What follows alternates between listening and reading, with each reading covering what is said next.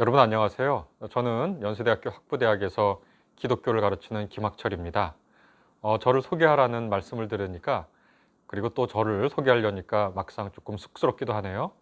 저는 학사와 석사와 박사 모두 기독교를 전공했습니다. 석사 때는 사도행전이라고 하는 플루타르크 영운전이라고 한번 들어보셨죠? 그것처럼 예수의 특별한 제자인 사도들이 사도들의 행적을 기록한 그런 문서를 전공했고요. 그 다음에 박사에서는 마태복음서라고 하는 예수의 전기 중에 하나죠. 그것을 전공했습니다.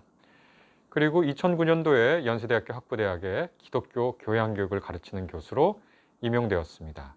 가르치는 와중에 학생들로부터도 많이 배우고요. 또 저도 성장하는 기회가 되었습니다.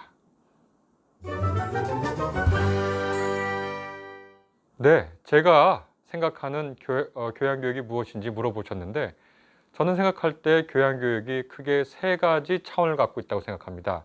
그래서 이 크게 세 가지 차원을 설명드리면서 제가 생각하는 교양교육이 무엇인지를 말씀드리도록 하겠습니다.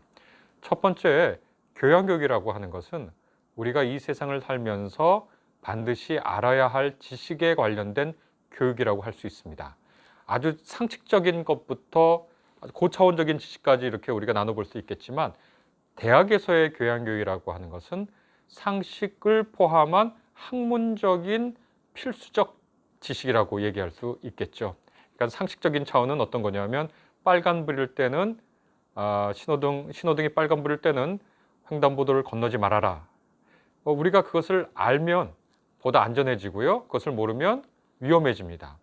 마찬가지로 우리가 이 세상을 살 때 우리가 지식인으로서, 지성인으로서 또 21세기를 사는 사람으로서 반드시 알아야 할 지식이 있고 이 지식을 알면 우리가 삶을 좀 더 편안하고 풍요롭고 값지게 살 수 있지요. 그래서 교양교육은 문학과 역사와 철학과 이런 인간의 삶과 또 자연, 또 거기에는 생물학, 과학, 물리학, 수학 등이 포함되겠죠.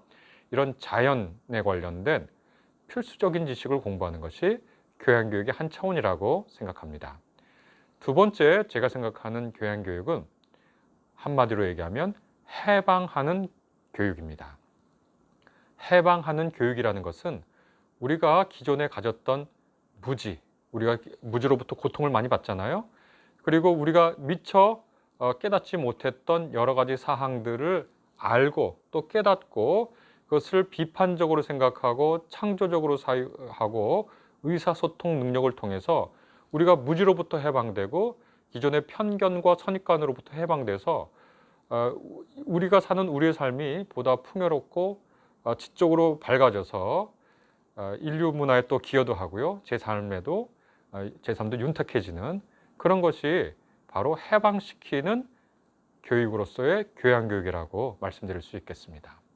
마지막으로 인성교육의 측면이 있는데요. 교양교육에서는 그것을 저는 시민성 교육이라고 부르고 싶습니다. 21세기의 거의 대부분 절대다수의 사람들은 다른 사람들과 어울려 삽니다. 홀로 살기가 참 힘들죠. 물론 홀로 사는 사람들, 어떤 산이나 무인도에 가서 홀로 사는 사람들도 시민성 교육이 필요하죠. 비록 몸은 홀로 살지만 그분이 정신으로 더불어 다른 사람들과 살 수도 있고요. 또 홀로 산에 사는 분이 갑자기 산에 불을 지르면 어떻게 되겠습니까? 안 되겠죠. 우리가 홀로 살지 않고 더불어 살기 때문에 더불어 사는 사람의 윤리, 시민의 윤리를 배울 필요가 있습니다. 역사를 통해서, 문학을 통해서, 자연을 통해서, 철학이나 종교를 통해서 더불어 사는 삶이 무엇인가를 배울 필요가 있는데 그것을 저는 인성교육, 시민성 교육이라고 말합니다. 제가 생각하는 교양교육은 바로 이렇게 반드시 알아야 할 지식, 우리를 해방시키는 사유능력, 세 번째로는 시민성 교육이라고 답변 드릴 수 있겠습니다.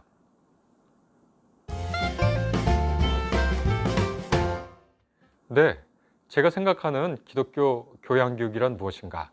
다시 말씀드려서 교양교육이라고 제가 정의 내린 것과요. 그 다음에 기독교 교육이 어떻게 일치하고 혹은 어떻게 관계를 맺는가 아주 분명합니다. 첫 번째, 이 세상을 살 때 반드시 알아야 할 지식으로서의 기독교 교육이 필요하다고 생각합니다. 다행인지 불행인지 우리가 지금 살고 있는 21세기 세계 문명은 서양 문명의 연장과 확장이지요. 물론 거기에는 여러 모순과 또 아픔과 또 폭력이 개입되어 있지만 말이죠. 그런데 이 서양 문명의 정신적 고갱이, 정신적 핵심이란 무엇일까요? 그것은 모든 사람들이 임모와 말하는 것처럼 기독교라고 얘기할 수 있겠습니다. 기독교가 서양 문명의 정신적인 축을 담당해 온 것은 아마 아무도 부정하지 못할 겁니다. 그리고 이 기독교 인구는 이제는 서양에만 머물지 않고 아메리카 대륙, 그리고 아시아, 그리고 아프리카까지 계속 성장 중에 있습니다. 잡히는 통계로는 33%에서 34%의 세계 인구 중에 그 정도의 분량이 기독교인입니다. 2050년이 되면 이 비율이 유지되거나 혹은 조금 더 늘어나는 상황입니다. 다시 말해서 앞으로 한 30년간은 이 상황이 바뀌지 않죠.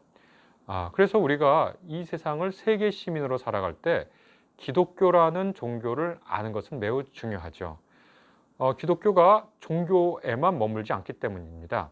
정치, 경제, 사회, 문화, 재반 영역에서 기독교라는 종교가 굉장히 큰 영향력을 끼치고 다른 사회 단체들과 관계 속에 있기 때문에 우리는 기독교를 공부하고 이해한다는 것은 이 세상을 살아갈 때 우리의 지적 개발과 풍요로운 삶을 위해서 중요한 지식이라고 얘기할 수 있겠습니다.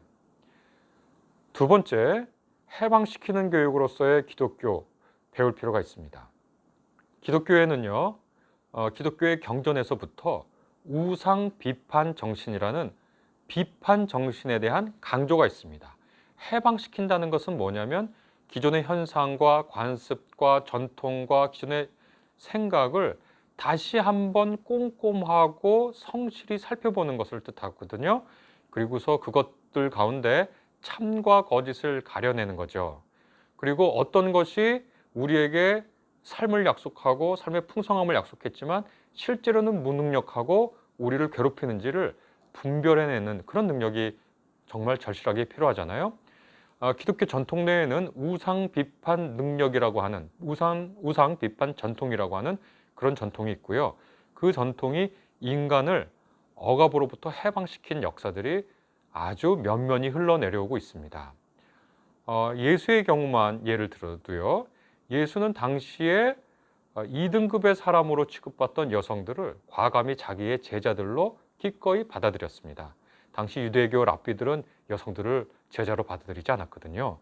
근데 예수는 기꺼이 여성들을 자기의 제자로 받아들이고 사회에서 소외된 사람들을 다른 사람들과 같이 정죄하고 비난하는 것이 아니라 그들의 삶을 다시 돌아보게 하고 그들이 다시 삶의 주체로 거듭나게 하는데 매우 큰 역할을 담당합니다. 아주 기적적인 일을 하죠.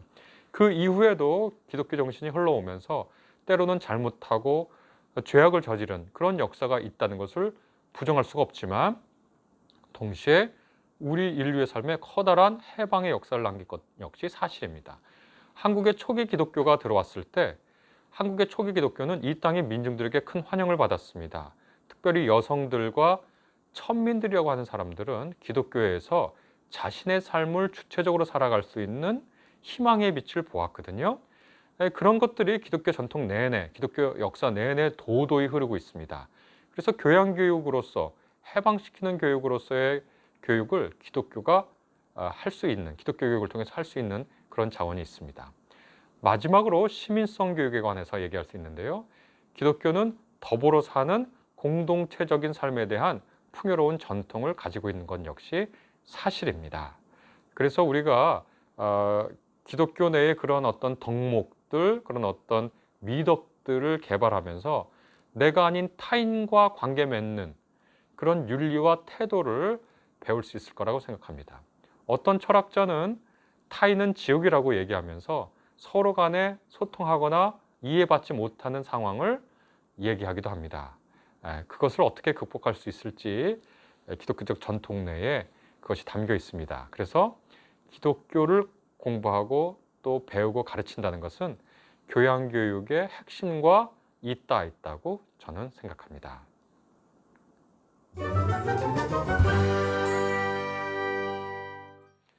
네, 중요한 질문을 해주셨습니다. 기독교 교양교육에 과제와 희망이 있는가? 네, 중요하고 또 어려운 질문인데요. 저는 21세기 세계 시민으로 살아가면서 이 세계가 닥친 또 우리 한국 사회가 해결해야 할 가장 큰 문제로 종교 문맹의 문제를 거론하고 싶습니다. 종교 문맹이라는 것은 한 종교를 그 종교의 역사적인 측면, 통치적인 측면이라고 할 수 있겠죠. 그 종교가 동시대의 다른 것과 관계 맺고 있는 것, 공시적인 측면이라고 할 수 있겠죠. 이런 통시성과 공시성의 복합적인 관계 속에서 종교를 파악할 수 없는 능력, 파악할 수 없는 것, 그런 상태를 종교 문맹이라고 부릅니다. 저는 그렇게 정의하는데요.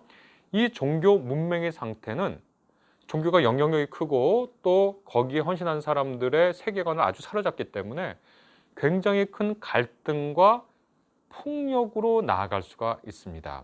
이미 여러 차례 여러 보고서나 논문을 통해서 가장 밀접한 가족에서부터 직장, 사회, 심지어는 국가와 국가 간에 종교를 빌미로 한, 종교의 이름을 악용한 혹은 종교를 오해해서 빚어지는 갈등들이 있고 분쟁들이 있고 심지어 전쟁들이 일어나고 있다는 것을 우리가 알 수 있습니다.